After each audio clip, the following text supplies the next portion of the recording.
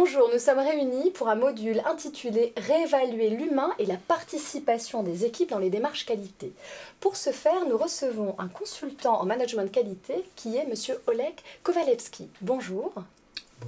Vous allez nous expliquer comment évoquer les évolutions de l'ISO 9001 et examiner comment impliquer plus les hommes du terrain dans ces démarches qualité. Alors, première question s'il vous plaît, combien d'entreprises sont certifiées en France? Et pour vous, est-ce banal d'être certifié? En France, aujourd'hui, il y a à peu près 30 000 entreprises certifiées. On parle bien là de certification qualité ISO 9001. Donc c'est assez stable, sur les 4-5 dernières années. Et ça place la France au 9e rang mondial. Donc derrière la Chine, l'Italie, l'Allemagne, le Japon, la Grande-Bretagne, l'Espagne, donc beaucoup de pays, nos principaux concurrents. Et bon, c'est un résultat qui est correct, mais sans plus. Donc ça permet de boucler sur la deuxième question, est-ce banal? Non, c'est pas banal, parce que 30 000 entreprises, c'est beaucoup, mais par rapport au potentiel d'entreprises en France, c'est relativement modeste, hein, c'est peut-être 10, 15, 20% maximum par rapport à l'ensemble des entreprises qui pourraient l'être. Et justement, avec votre recul, par rapport à la norme ISO 9001, est-ce que pour vous, elle est bien maîtrisée par les entreprises? Et est-ce que les performances de ces entreprises sont supérieures à celles qui ne sont pas certifiées? Je peux commencer par la fin. Oui. Vous me demandez si la performance des entreprises certifiées, alors c'est difficile à établir de manière irréfutable, scientifique, etc. Mais il y a eu quand même quelques enquêtes qui ont été faites un peu dans tous les pays, en France notamment, mais aux États-Unis, voilà.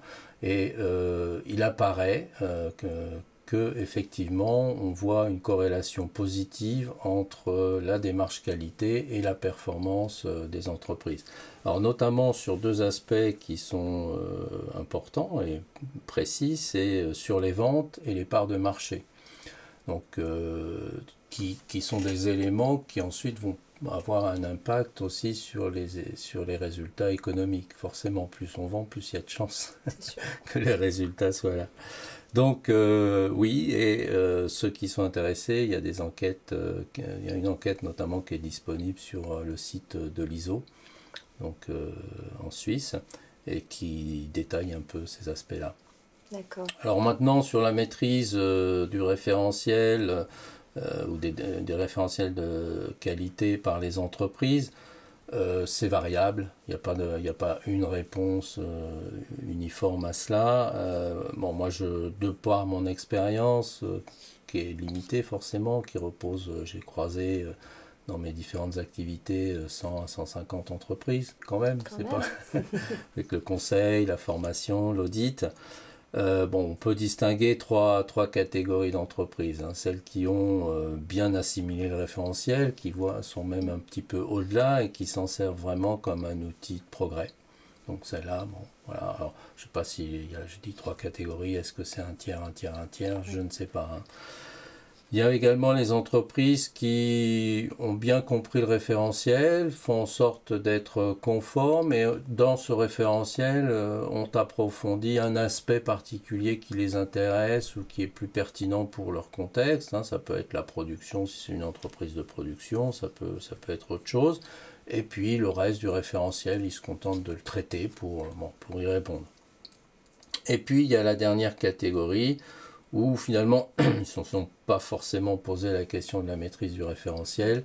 Ils voient dans le référentiel la possibilité d'avoir un diplôme et ils font des choses à minima, voire même, ils font des choses juste pour la présentation, donc un peu des démarches qualité de façade. Et voilà, ça existe et ça nuit un petit peu à la crédibilité, il faut le reconnaître. D'accord. Et est-ce que les équipes des entreprises certifiées connaissent plus la qualité de vie au travail que celles qui ne le sont pas? C'est une question intéressante et justement faire la relation entre qualité et qualité de vie au travail est d'autant plus pertinent aujourd'hui avec l'évolution du référentiel. Et c'est également un besoin, parce que cette notion de qualité de vie au travail, l'appellation n'est pas si ancienne que ça. Si elle est apparue, c'est bien qu'il y a un besoin qui n'a pas forcément d'ailleurs été détecté. C'est pas la primauté des démarches qualité d'avoir détecté ça, mais on travaille tous ensemble dans l'entreprise. Hein. Il n'y a pas la qualité d'un côté, les RH de l'autre, le commerce, voilà, donc c'est tous ensemble. Et ce qui s'avère dans les démarches qualité, c'est que la satisfaction des salariés est quelque chose qui n'a pas forcément été très approfondi dans les démarches jusqu'à présent. Forcément, les démarches qualité, ça vise en premier lieu la satisfaction des clients. Et là, on a beaucoup travaillé, on a fait de très belles choses. Ça vise aussi la satisfaction des actionnaires. Bon, ils n'ont pas besoin de la démarche qualité pour se faire entendre, ils ont d'autres moyens, mais bon, les choses ont été faites en fonction de cela aussi, hein, de manière à faire en sorte que la qualité soit obtenue au meilleur coût possible, hein, optimisation des coûts. Et le troisième pilier qui représente quand même tous les contributeurs aux activités de l'entreprise, les salariés, eh bien, dans les référentiels jusqu'à présent et dans les démarches que l'on peut voir dans les entreprises, c'est pas forcément eux qui ont toujours été mis au premier plan, loin s'en faut. Donc effectivement, c'est un sujet qui aujourd'hui semble avoir été pris en compte et sur lequel on peut travailler. Alors malgré tout, les référentiels, si on regarde de près, les référentiels qualité contiennent des éléments de ce qu'on appelle aujourd'hui qualité de vie au travail. Hein. Quand on parle de formation, de compétences, d'implication des salariés, ça participe de la qualité de vie au travail. Le fait de demander une participation à l'amélioration de l'organisation aussi. Donc il y a tous ces aspects-là qui y contribuent. Et il y en aura quelques autres nouveaux dans la version 2015. On parlera par exemple de reconnaissance, d'encouragement, d'autonomie, hein, qui sont toutes des aspirations qui participent à cette qualité de vie au travail.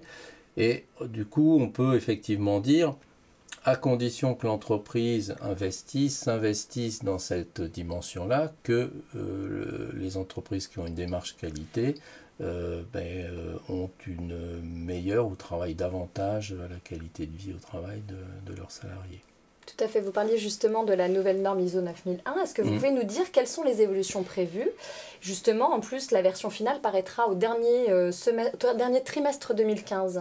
Oui, c'est bien ça. Donc, a priori, elle est prévue pour septembre 2015.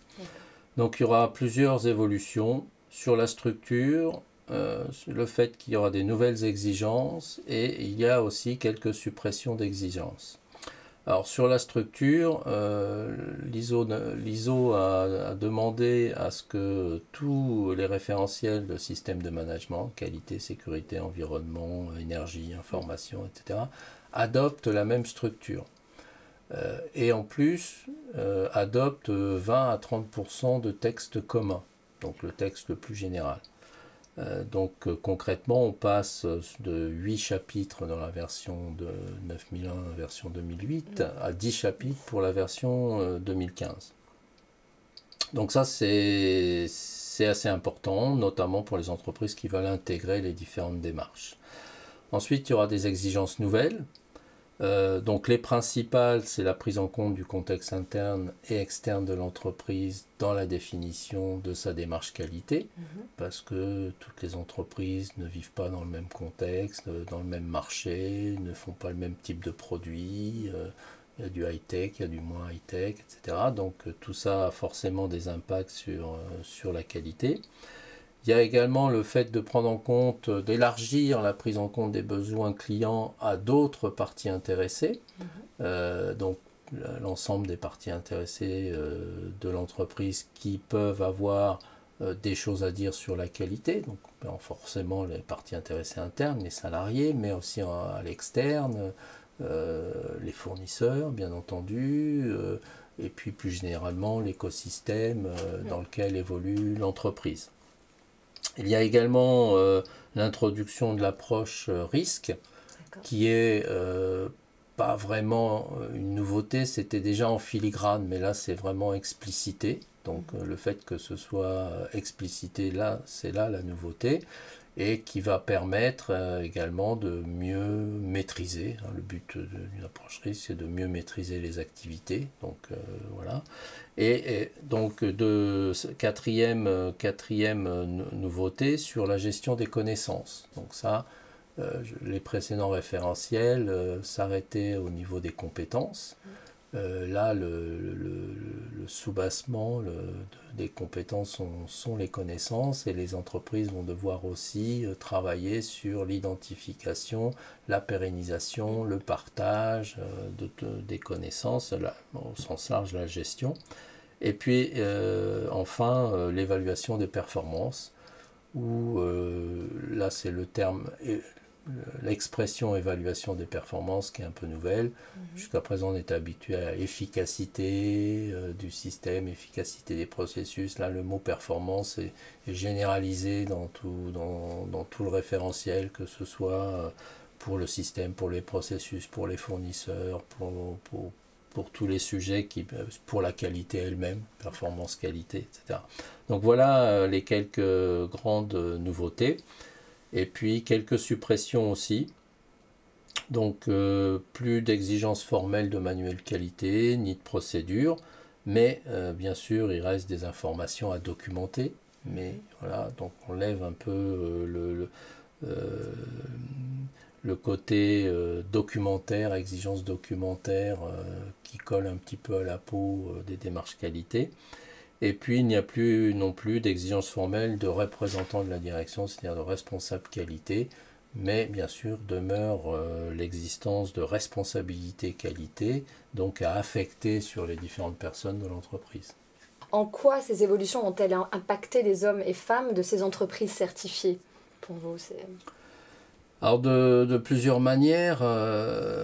D'abord justement parce que sur cet axe humain, les choses sont un petit peu précisées, et il va y avoir, j'allais dire une injonction, le mot est un peu fort, mais une invitation à davantage de reconnaissance et de respect du rôle de chacun. Donc je prendrai juste pour exemple un des principes de management de la qualité qui s'appelle l'implication du personnel, donc en lien avec cet aspect humain, et qui a été réécrit et qui dit aujourd'hui, je lis, donc pour gérer un organisme de façon efficace et efficiente, il est important d'impliquer l'ensemble du personnel à tous les niveaux et de les respecter en tant qu'individus.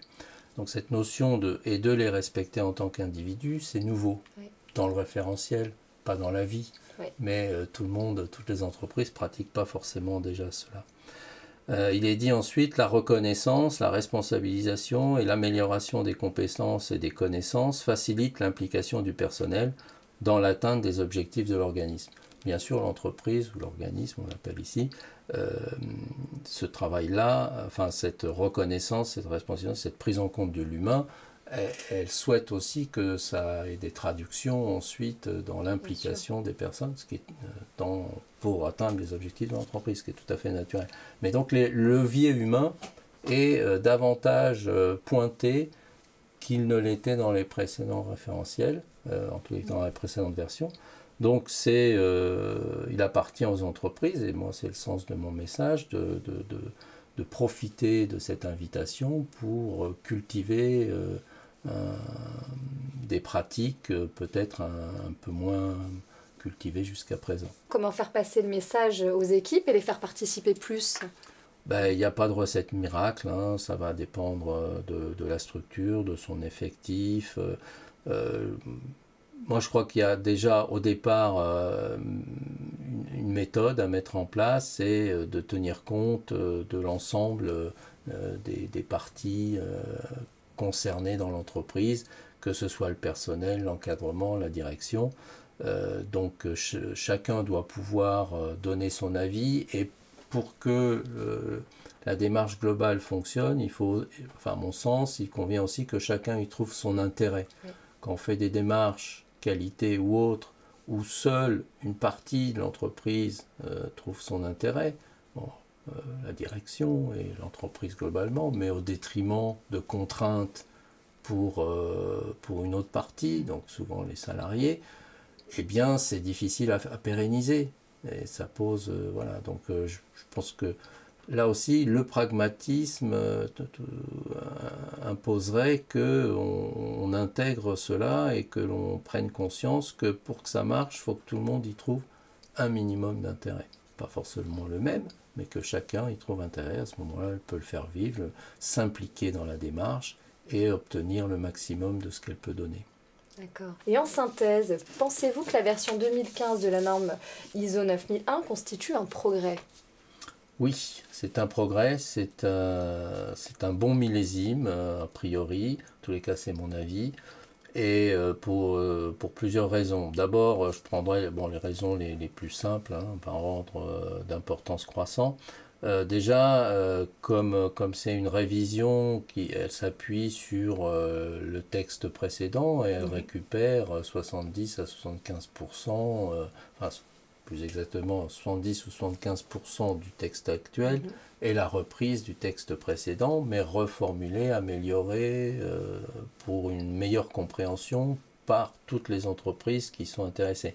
Donc ça, c'est plutôt, ça va dans le bon sens. Et puis également, ce qui est important et là où il y a un progrès, c'est que ça donne davantage de responsabilité à l'entreprise pour construire elle-même le système de management dont elle a besoin. Bon, bien sûr, il faut qu'elle respecte certaines choses, certaines exigences, mais justement, les exigences sont faites pour que la latitude, les marges de manœuvre soient plus importantes que ce qu'elles étaient précédemment. Donc on va vers des systèmes qualité individualisés, un peu sur mesure. Et ça me paraît être un progrès aussi. Et puis enfin, par rapport à la thématique qui est la mienne et sur laquelle je mobilise ou j'essaye d'intéresser le maximum de personnes, d'entreprises, c'est qu'il y a un rééquilibrage sur les 4 dimensions qu'on a évoquées, la stratégie, technique, gestion et humain. Et ce rééquilibrage se fait notamment au profit de l'humain. Donc c'est ce qui donne un peu le sens à l'intitulé de cette séquence, le fait de la réévaluation de l'humain dans les démarches qualité. Bien écoutez, M. Kowalewski, merci infiniment pour toutes ces informations sur la démarche qualité. Merci.